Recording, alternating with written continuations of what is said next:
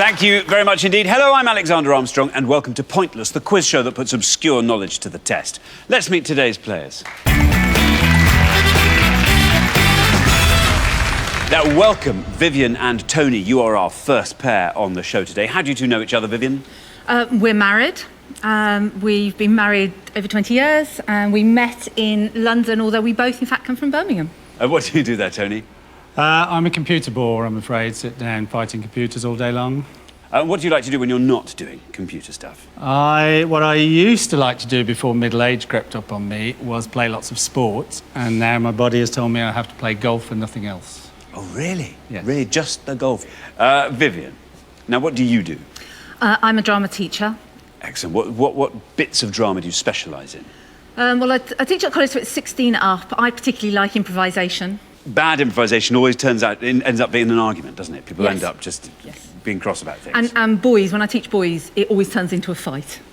So, Vivian, what would be great if it came up for you today? Drama, that's Drama, what I think. clearly.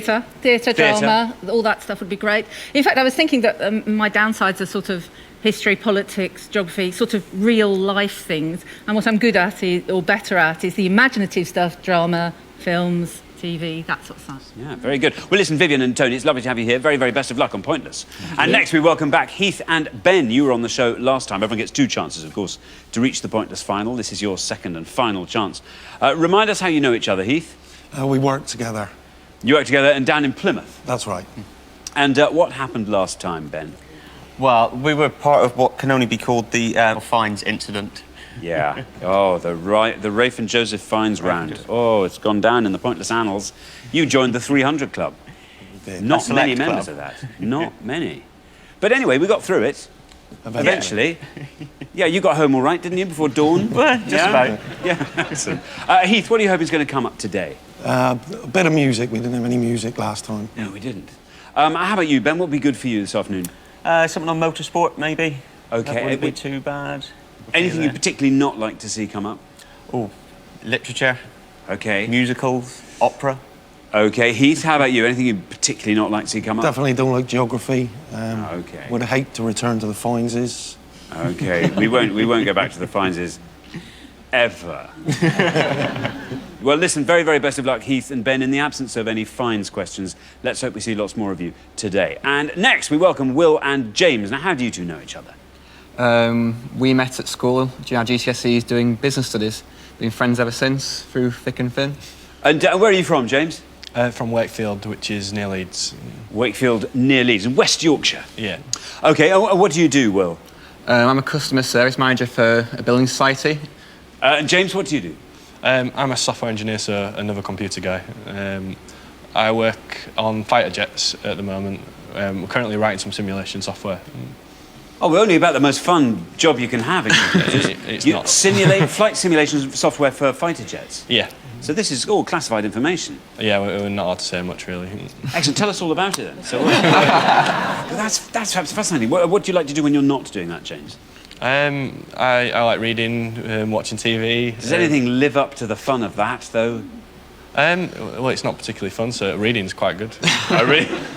Very good indeed. Well, great to have you here, Will and James. Very, very best of luck on Pointless. And finally, we welcome back Rich and Becky. You were on the show last time as well. Now, remind us how you know each other, Becky. We met about 10 years ago in a nightclub. Been friends ever since. And Rich, what happened last time? We had some issues around what a city and what a country. I feel I should go no further. I tell you what, you had a lucky escape. You got out in round 1. Oh, you ducked under the wave that was round 2. Oh, that was cruel. Anyway, that was last time. Today, Yes. Becky, what's going to be brilliant if it comes up today? TV, but especially probably kids' TV. Any favourite kids' TV shows? Peppa Pig. Oh, yes, good. Some of the people they have on that show are just brilliant. I don't know if you... I'm a big fan of Peppa Pig. Yeah. Yeah, I love Peppa I think Pig. the voiceover's slightly, you know. Well, not that good. I think they're good. I tell you the one I can't stand. I don't know who does it. Is Captain Daddy Dog. Yes. Do you know him? Yeah, that's the worst one. I think it's done by one of those people. You know, when there's people in this world sometimes someone will come to work with you, and their voice is so annoying. And it's very difficult. You find you can't sort of get to know them, and it's someone like that. I don't know why they would choose someone like that to voice over a children's character. Yeah, well... I'm going to look up who does it. I'm going to look up. I'm going to look up the voice of Daddy Dog, Alex. Oh, that's yeah. That's awkward. Yeah. Very good. So children's programmes, if they come up, they do come up from time to time. Okay, anything you want to avoid, Becky? Geography. Geography. Without a second's hesitation, no geography. No Rich? geography. I think similar to most art and literature, I'd struggle with, to be perfectly honest. Okay, very good. Well, very, very best of luck. It's great to have you back on the show. Let's hope we see more of you this time than we did last time. We'll find out more about all of you throughout the show as it goes along. There's only one person left for me to introduce. He's a man who only has one hat, and that's his thinking cap. It's my pointless friend, it's Richard. Hiya. Hi, everybody. Hiya. Now, genuinely, especially after a show like last time when it was very difficult for people. People found it hard. I like to please. I'm a people pleaser. So we've had Becky, Heath and Vivian have all said no geography. Okay, so as a nice person, I'm thinking, there's 5 people who are going to enjoy round 1 because it's geography. Good. Yeah. Let the fun commence. All our questions on Pointless have been asked to 100 people before the show, but we are looking for the obscure answers they didn't get. To stay in the game and be in with a chance of winning our jackpot, all our players need to do is score as few points as they possibly can. Now, what everyone's trying to do, of course, is to find a pointless answer. That's an answer that none of our 100 people gave, and each time that happens, we will add £250 to the jackpot.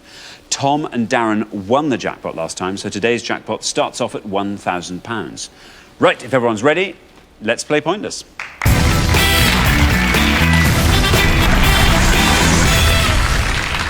OK, in this first round, each of you must give me one answer and you cannot confer with your partner. Whichever pair has the highest score at the end of the round will be eliminated. If you give me an incorrect answer at any point, you will score the maximum of 100 points. So really try and avoid those if you can. OK, our first category today is Europe. Europe. Can you all decide in your pairs who's going to go first, who's going to go second? And whoever's going first, please step up to the podium. OK, let's find out what the question is. Here it comes. We gave 100 people 100 seconds to name as many European countries with 20 million or fewer people as they could.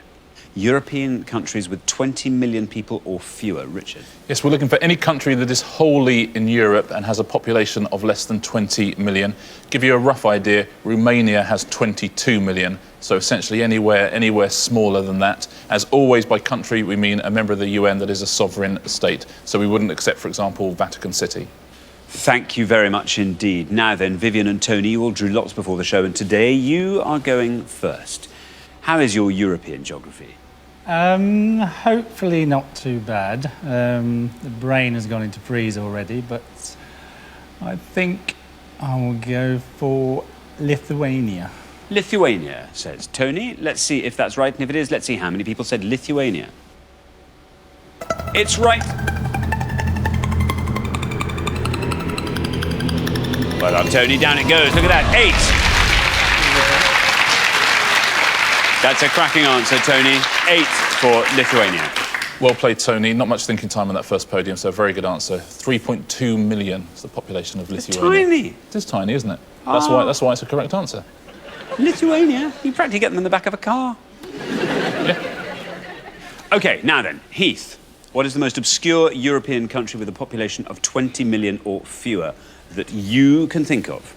I'm going to plump for Monaco.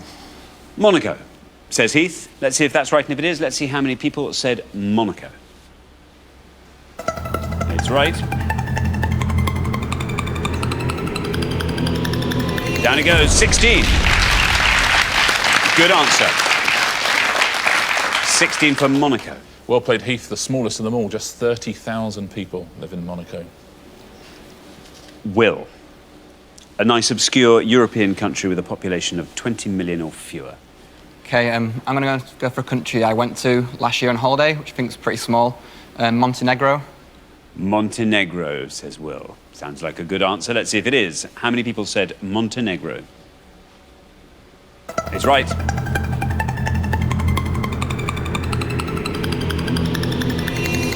Very well done, Will. 3.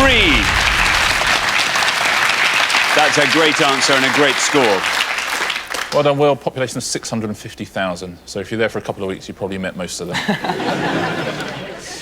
Thank you very much. Now then, Rich. I'm going to go with one that I'm pretty sure that England played football against them a year or two ago. And I go with Andorra. Andorra, says Rich. Let's see if that's right, and if it is, let's see how many people said Andorra. Very well done.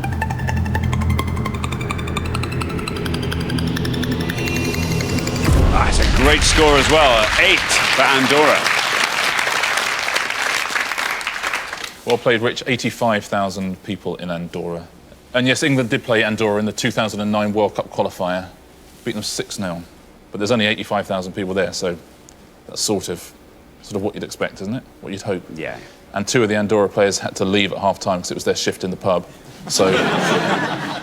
Thanks very much, Richard. We're halfway through the round, so let's take a look at those scores. The best score so far is Will's lovely low score of 3. Then we come up to 8, where we find Rich and Becky and Tony and Vivian. And then up to 16. Still a lovely low score, but Heath and Ben, you are our high scorers on 16. So, Ben, you're going to have to dig deep and find a particularly obscure European country with 20 million or fewer inhabitants. OK, we're going to come back down the line. Can the second players please take their places at the podium?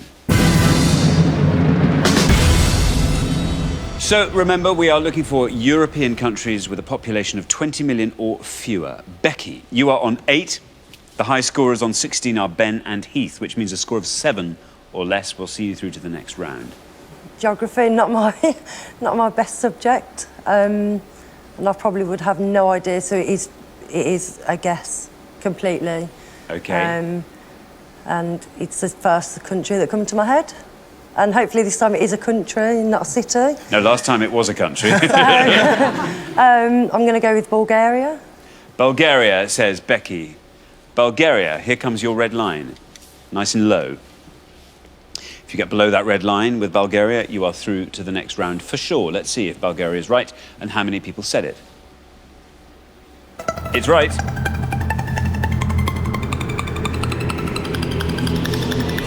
Very well done. You've done it. 1 for Bulgaria, Becky. That's an excellent answer. The lowest score so far. Your total is 9. Your total is still in single figures. Very well done. Yeah, very well played, Becky. That feels a bit better, doesn't it? It does, yeah. Yeah. Population of 7 million in Bulgaria. Very good answer. Now then, James. You're on 3. The high scorers are still Ben and Heath on 16, so a score of 12 or less will see you easily into the next round. Well, I've got to try and top Will's, so I'll go for Moldova. Moldova, says James. Moldova. Here is your red line.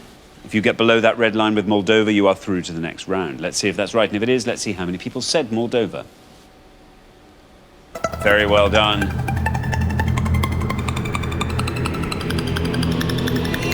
Yep, you've done it. Oh, very well done indeed, James. That's a pointless answer. It adds £250 to today's jackpot. Takes the total up to £1,250. It scores you nothing. It beats Will's already impressive answer and leaves your total at 3. Brilliant. Yeah, brilliant, James. Very well played. They spend more per GDP on education than any other European country, Moldova. So in 15 years' time, they'll be the cleverest country in Europe. One would hope, or they've just been wasting their money. Yeah. So remember, we are looking for European countries with a population of 20 million or less. Ben, moment of truth. You are the high scorers on 16. We need a really good low score from you. I mean, ideally, a pointless answer. And even then, it's a bit of a wing and a prayer. It is, you're right. And I had 2 answers in my head. Both of them have gone, so unfortunately, I'm going to have to go for something which could be very obvious. Which I'm going to have to go for Belgium. You're going to go for Belgium. There's no red line for you because you are the high scorers. Belgium, says Ben. Is it right? How many people said Belgium? It is right.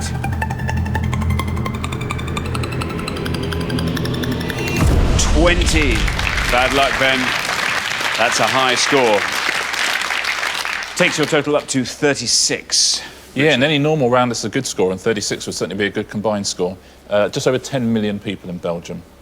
Almost all of them live in cities, 97% of them. Now, Vivian, you said geography would be a hard subject for you. But European countries with populations below 20 million... And I had some ideas and they've gone. So I'll try one and keep my fingers very crossed. OK, well, let me tell you, just before you answer, that you are on 8. The high score is on 36 of Ben and Heath, which means a target score of 27 or less is what you have to achieve to stay in the game. Talk us through your options. The one I'm going to say. OK, there we are. See, okay. That's quick. Latvia. Latvia, says Vivian. Latvia. Let's see if it's right, and if it is, let's see how many people said it. There is your red line, nice and high. Latvia. It's right. You are through to the next round. 11, very well done indeed. 11 takes your total up to 19. Very well played, Vivian. And given that Tony said Lithuania, can I hazard a guess at where you went on holiday last year? Right next to each other. Let's take a look. I was going to say let's take a look at the pointless answers, but there's only one. And James has already given it to us, Moldova. The only pointless answer there was, so very well played. Some of the low scorers, I can tell you.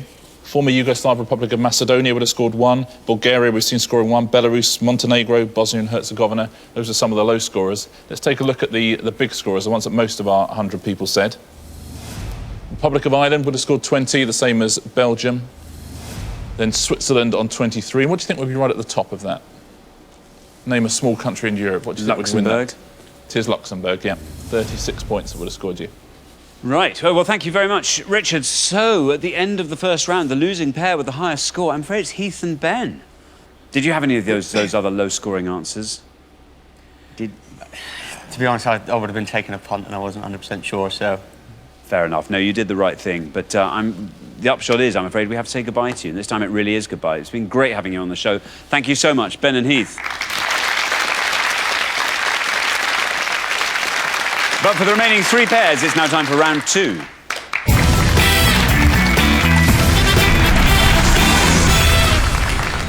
Well, now, obviously, there's only going to be room for 2 pairs in our head-to-head round, so one of the teams in front of me now will be leaving us at the end of this round. OK, our category for round 2 is history.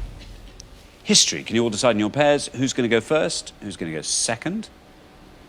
And whoever's going first, please step up to the podium. OK, our round 2 question concerns famous historical deaths.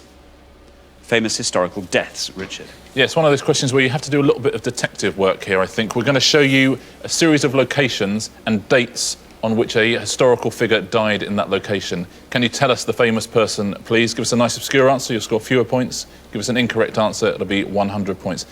12 in all for you to have a go at home. OK, so we are looking for the names of the historical figures who died in these places at these times. And we have got 30th of January 1948, New Delhi. 16th of October 1793, Paris. 5th of May 1821, St Helena. 22nd of January 1901, Isle of Wight. 5th of December 1791, Vienna. And 22nd of November 1963, Dallas. I'm going to read them one final time. 30th of January 1948, New Delhi. 16th of October 1793, Paris. 5th of May 1821, St Helena. 22nd of January 1901, Isle of Wight. 5th of December 1791, Vienna. 22nd of November 1963, Dallas. There we are, Tony. Now, as always on Pointless, you are looking for the answer that you think the fewest of our 100 people could get. Right.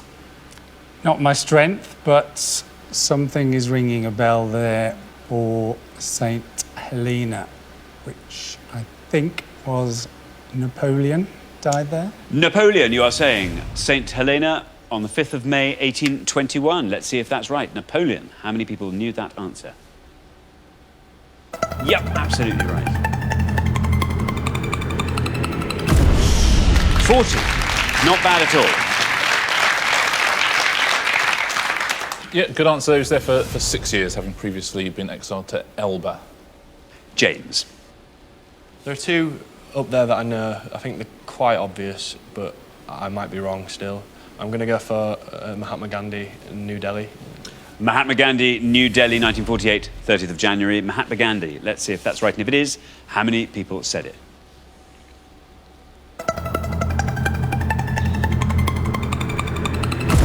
47.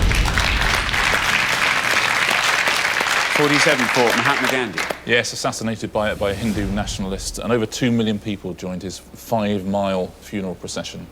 Remember, we're looking for the famous historical figures who died in these locations on these dates. Now then, Rich. Yeah, history not my strongest subject, I've got to be perfectly honest. Those dates to me look quite tough.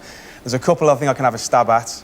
Yeah, I think the 22nd November 1963 is JFK, but I think that's probably a little bit obvious. Vienna and Paris, not a clue. Just purely on the date of 1901, I'm thinking it might be Queen Victoria, which I think might be a little bit more obscure maybe than JFK, so I'm going to go with Queen Victoria.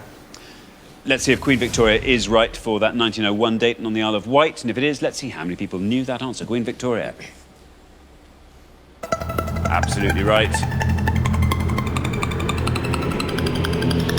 Very well done indeed. Best score of the round so far, Rich. 25. Well played, Rich. Very good reasoning as well. She spent an awful lot of time in the Isle of Wight at Osborne House, of course. She's buried with her husband's dressing gown and a lock of John Brown's hair. Quite macabre this round, isn't it? It is a bit. Although they died quite a long time ago, a lot of them. So I don't feel so bad. Well, let's see how modern it gets on the next board, shall we? Yeah, that's a good idea. Yeah. Let's go through the rest of the board. Rich, you were quite right about Dallas as well. It was John F. Kennedy, but you were right to avoid it as well. 62 points it would have scored. So we'll clear up the other two. So again, using your detective skills, 5th of December, 1791, Vienna. Would you guess? I'm guessing it's Mozart. You're absolutely right. Died at the age of 35. Would have scored you 9 points. And 16th of October, 1793 in Paris. Don't know. Marie Antoinette. And that would have scored you 2 points. So it's the best answer on the board. Very well done to anyone who got all of those at home. Thank you very much indeed, Richard. OK, well, let's take a look at the scores. We're halfway through the round. 25, the lowest score of that pass. So Rich and Becky looking nice and strong on that. Then we go up to 40, where we find Tony and Vivian. And then up to 47, where we find James and Will. You are our high scorers at the moment. So, Will, you know what you have to do if you want to stay in the game. OK, we're going to come back down the line. Can the second players please take their places at the podium? OK, we're going to put 6 more locations and dates on the board, and here they come. We have got 23rd of April, 1616, Stratford-upon-Avon. 16th of August, 1977, Memphis. 14th of October, 1066, Senlac Hill. 15th of April, 1865, Washington, D.C. 30th of May, 1431, Rouen. 4th of August, 1875, Copenhagen. I'll read those all one more time. 23rd of April, 1616, Stratford-upon-Avon. 16th of August, 1977, Memphis. 14th of October, 1066, Senlac Hill. 15th of April, 1865, Washington, D.C. 30th of May, 1431, Rouen. And the 4th of August, 1875, Copenhagen. There we are. Now remember, we are looking for the historical figures who died in these locations on these dates. And obviously you're trying to find the one the fewest of our 100 people knew. Now then, Becky. Didn't Rich do well? He did, yeah. That was a great answer there. I'm quite happy with that because I'm not very good at all, and the one or two maybe that I'm thinking, I'm presuming they will be high answers if they are indeed correct. OK, well, you are on 25. The high scorers on 47 are Will and James, which means a score of 21 or less will ensure you a place in the head-to-head. Yeah, I'm hoping that it's at least right, and I'll go with 16th of August, Memphis, with Elvis Presley. OK, the 1977 date, you're going to say Elvis Presley. Here is your red line. If you get below that red line with Elvis, you are definitely through to the head-to-head. Let's see if that's right, and if it is, let's see how many people said it.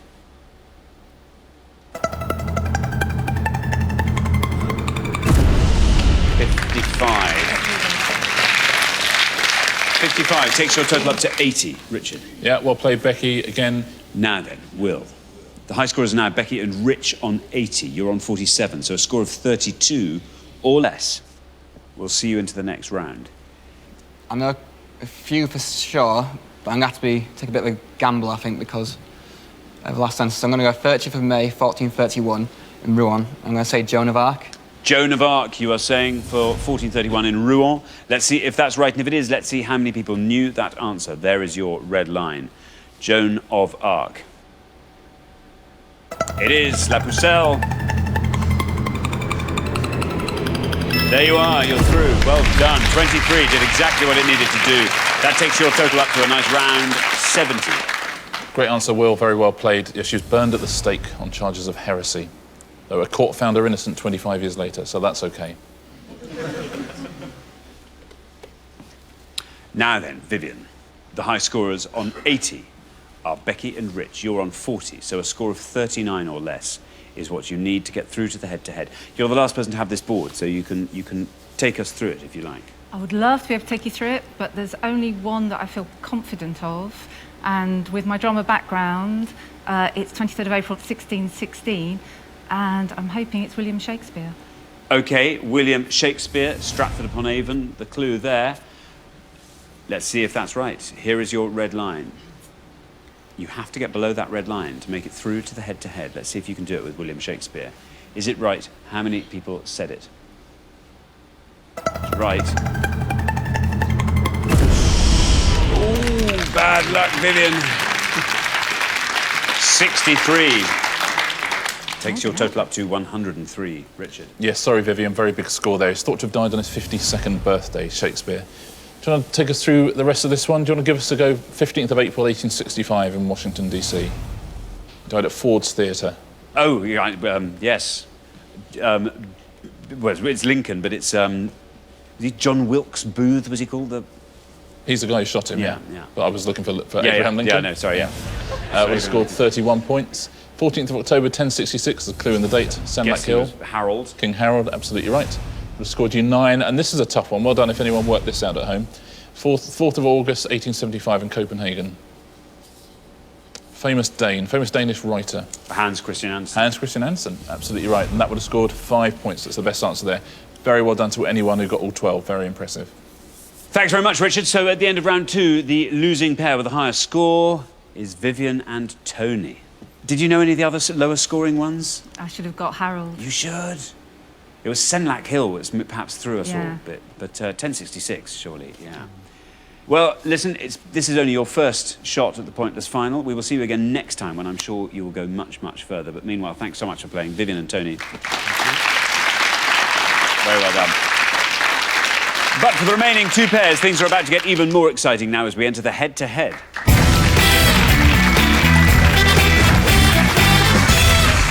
Well, congratulations, Will and James, Rich and Becky. You're now only 1 round away from the final and a chance to play for the jackpot, which currently stands at £1,250. Now, obviously, only 1 pair can play for that money, and to decide which pair it's going to be, you are now going to go head-to-head on the best of 3 questions.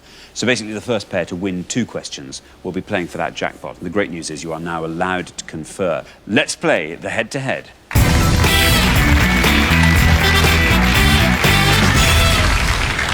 OK, here comes your first question, and it concerns stand-up comedians. Stand-up comedians, Richard. Yeah, for this first question, we're going to show you 5 pictures of famous stand-up comedians. Can you pick the most obscure? Good luck. Thank you very much indeed. OK, let's reveal our 5 stand-up comedians, and here they come. We have got A, B, C, D, and E. OK, there they are. Will and James, you've played best throughout the show so far, so you get to go first. D looks familiar, and I know who she is, but I can only think of the first name. So we're going to go for A, who is Ed Byrne. You're saying A, Ed Byrne. Rich and Becky. I can't think of A's name, I'm just not sure it's Ed Byrne. B's Joe Brand, C's Richard Pryor and D's Victoria Wood. E doesn't look familiar at all. Out of the 3 of them, I'm going to guess that the 3 that I know, and is probably Richard Pryor. Let's see. OK, C, Richard Pryor. So we have A, Ed Byrne, and C, Richard Pryor. Will and James said A was Ed Byrne. Let's see if that's right. If it is, let's see how many people knew that answer. Bad luck. As Rich said, I'm afraid that is an incorrect answer. So, Rich and Becky, your answer of C being Richard Pryor, you only have to be right to win this question. Let's see. Is it Richard Pryor? He's right. 45. But most importantly, it was correct, which means after one question, Rich and Becky are up 1-0. Yes, on Comedy Central's list of the greatest stand-up comedians of all time, Richard Pryor was number one. Number one. Now, it's not Ed Byrne. Ed's been on the show, hasn't it? We love Ed. Will he be happy or sad that someone thought that was him? Happy and sad. Bittersweet, I'd say. Bittersweet. Nice to get a mention. Nice to get a mention. Yep. Shame with the wrong face. Exactly. It's actually it's Dylan Moran. Dylan Moran, the Irish stand-up and the star and writer of Black Books as well. Would have scored you 20 points. B is Joe Brand, as Rich told us, but you did well to avoid us. She would have scored you 76. And the wonderful Victoria Wood, you're quite right, is D. She would have scored you 70. Brilliant answer. We love Victoria Wood. And E is a pointless answer. He's the New York stand-up social critic and satirist. Lenny Bruce, absolutely right. No points at all. Pointless answer. Very well done if you got him at home. He's on the Sgt. Pepper's Lonely Hearts Club Band cover in the top row. Thank you very much indeed, Richard. So here comes your second question. Will and James, you have to win this question to stay in the game. OK, our second question concerns UK universities. UK universities, Richard. Yeah, we're going to show you the names and locations of 5 UK universities, but we're only going to give you the initials of the university. Can you fill in the gaps and tell us what they're called, please? OK, thank you very much. Let's reveal our 5 university clues, and here they come. We've got Norwich, UEA, Wrexham, GU, Musselburgh, QMU, Leicester, DMU, and Birmingham, AU. I'll read those one last time. Norwich, UEA, Wrexham, GU, Musselburgh, QMU, Leicester, DMU, Birmingham, AU. OK, there we are. 5 universities. Rich and Becky, you go first this time. I only lasted 6 weeks at university, so I don't know how good we'll be at this one. But seeing as it's a local one to ourselves, Birmingham will go for AU, is Aston University. Aston University, say Rich and Becky. Now then, Will and James, you have to win this point to stay in the game, so you can talk us through the board if you like. I think James's brother went to Leicester, didn't he? Yeah, but he didn't. He went to Leicester, not De Montfort, which is the other one. But I think that'll be higher than Aston. So it's up to you, Will, if you want to guess and go Queen Mary for Musselburgh. But are you sure about Leicester? I'm positive about Leicester. Should we go for that one? OK, we'll go for Leicester then, De Montfort University. OK, De Montfort University in Leicester. So we have Aston University and we have De Montfort University. Rich and Becky have said Aston University. Let's see if that's right, and if it is, let's see how many people said it. Again, Will and James, this is the question you have to win to stay in the game. Aston University. Is right. 25. 25 for Aston University. Now, Will and James, you think De Montfort University won't beat that or will beat that? I have no idea. OK, well, we'll discover. You have to win the question to stay in the game. De Montfort University in Leicester. Is that right? How many people said it? It's right. 25 is the score it has to beat. Oh, 34.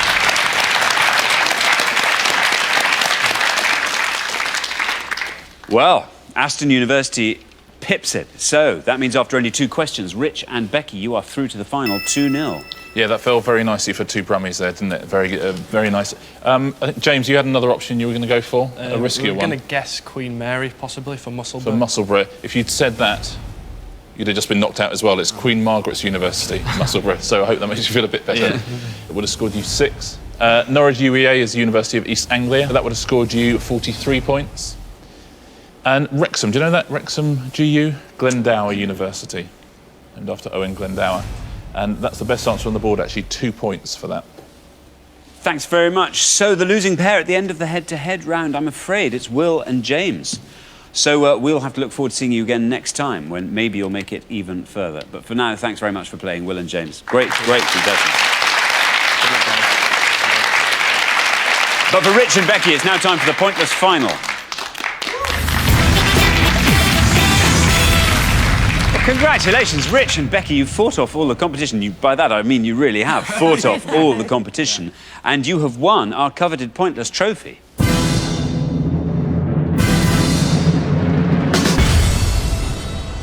You now have a chance to win our Pointless jackpot. And at the end of today's show, the jackpot stands at £1,250. But what a journey. What a journey. I mean, a great low score from you in the first round, actually, Becky, with Bulgaria. You scored a lovely low, the lowest score of the round, I think, until the Pointless answer. So, yeah, but then you came up against the head-to-head. Last time you played, actually, you were out in round one, weren't you? Then this time you came up against the firm favourites in the head-to-head, and you saw them off 2-0. I was waiting for the second round, you see. Yeah. Put myself forward a bit more. If that's what it was tactics, you played a blinder. Now, the rules are very simple. To win that money, all you have to do is to find a pointless answer. We've had one pointless answer on the show today. You only have to find one more now, and you will go home with that £1,250 jackpot. Firstly, you've got to choose a category, and you can choose from these 5 options. They are football managers, literary greats, carry-on stars, political history, pop stars. Political history's out of the question. No, I think the other two were going to be... it's football managers or pop stars. Football managers would be my choice. It's my strongest one on there, but pop stars could be any era. Yeah, any era at all. I would prefer, although I don't know a lot about football. Will you blame me if we take football managers? No, I wouldn't blame you, but I think that you'd be more stronger at football managers than we both would be at pop stars. We happy with that? Yeah. I think we've had a decision. OK, you've reached a decision. Football managers, it is. Yes. OK, let's find out what the question is. Here it comes. We gave 100 people 100 seconds to name as many LMA Manager of the Year winners as they could. LMA Manager of the Year winners. Richard? Yeah, we're looking for any football manager who's been awarded the League Managers Association's Manager of the Year award from its inaugural giving in 1994 all the way through to the 2011 recipient. Very best of luck. Thank you. OK, you now have up to 1 minute to come up with 3 answers, and all you need to win that £1,250 jackpot is for just one of those answers to be pointless. Are you ready? Yeah. OK, we'll put 60 seconds on the clock. There they are. Your time starts now. Right, OK, so it's English managers for British managers. You've got the big ones, which is going to be Alex Ferguson. Okay. You're going to have Jose Mourinho. I think 1994, if it goes back to that, there's a random one where I think the Wimbledon manager, Joe Kinnear, won it the one year, which I think might not be a bad shout. I'd just like to say I know none of them, so I'm going to let you roll with it. Shall I talk to everyone else? Yeah, Okay, just choose who you Alexander, think's right, I'm best. thinking. Yeah. No, so we've got, I think we go for Joe Kinnear is probably the rank outsider, but I'm not sure if he actually won it, but he had a very good year one year. I'm trying to think of the year, who won up there. Kevin Keegan might be up there. Might possibly be quite high. He might be quite high as well, yeah. Alex Ferguson's the big one. Mourinho, you're going to have Wenger, who's going to be up there as well. 94, who won it in 94? No, there's going to be no one else. I'm trying to think. Go with what you think. I I'm have no input. Yeah. I have no input. Howard Wilkinson so might have won it. you make that choice. Yeah, Bruce Rioch might have won it. OK, that's time. OK, we were looking for LMA Manager of the Year winners. I now need your 3 answers. OK, we'll go Kevin Keegan. Kevin Keegan. Joe Kinnear. Joe Kinnear. And we will also go for Bruce Rioch. Bruce Rioch.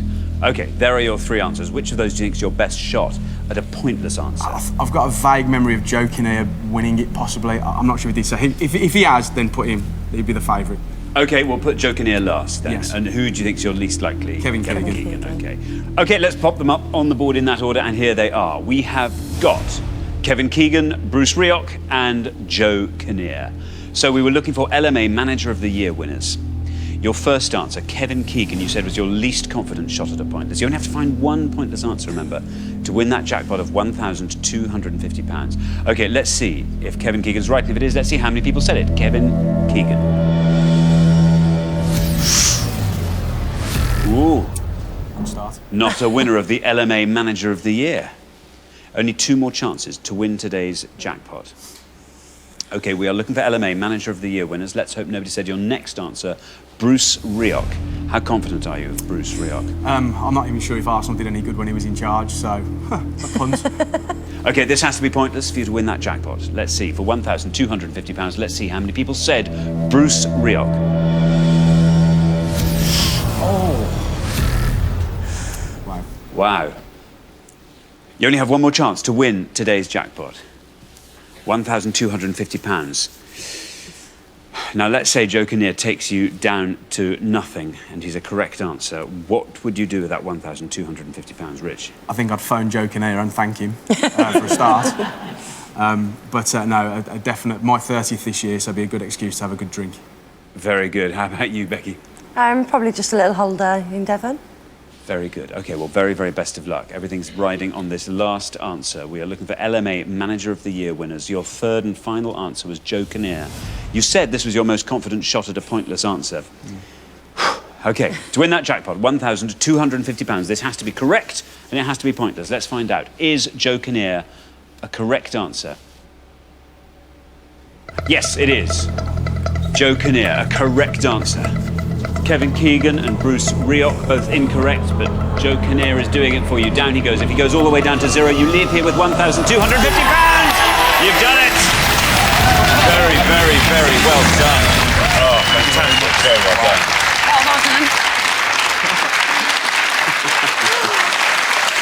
Brilliant. Congratulations. That was great. Oh, the best till last. You put them in the right order. Have you got his number? We can find that, yeah. Joe Kinnear was a pointless answer, which means you go home with a jackpot of £1,250. Very, very well done, Rich and Becky. Richard. Yeah, very well done. Your pointless career didn't start too auspiciously last time, but you got better and better and better, and what a way to finish it. Actually, a lot of the winners of this are managers of some of the smaller clubs, like Joe Kinnear. He won it in 1994 when he was Wimbledon manager. So, for example, Jose Mourinho's never won it. Alex Ferguson has, of course. Let's take a look at the other pointless answers, because I'm sure some people at home would have got some of these. Alan Kirbishley won it in 2000 when he was at Charlton. Danny Wilson in 1998 with Barnsley. Dave Jones in 1997 with Southampton. Frank Clark won it at Nottingham Forest back in 1995. George Burley for Ipswich. There's Joe Kinnear, won it for Wimbledon. And right at the end, Steve Copples won it twice, 2006 and 2007 at Reading. Very well done if you've got any of those at home, and very well done to you guys. That's great. Very well done indeed. Well, thanks once again to our winning players, Rich and Becky, who go away with today's jackpot of £1,250. Join us next time when we'll be putting more obscure knowledge to the test on Pointless. Meanwhile, it's goodbye from Richard. Goodbye. And it's goodbye from me. Goodbye.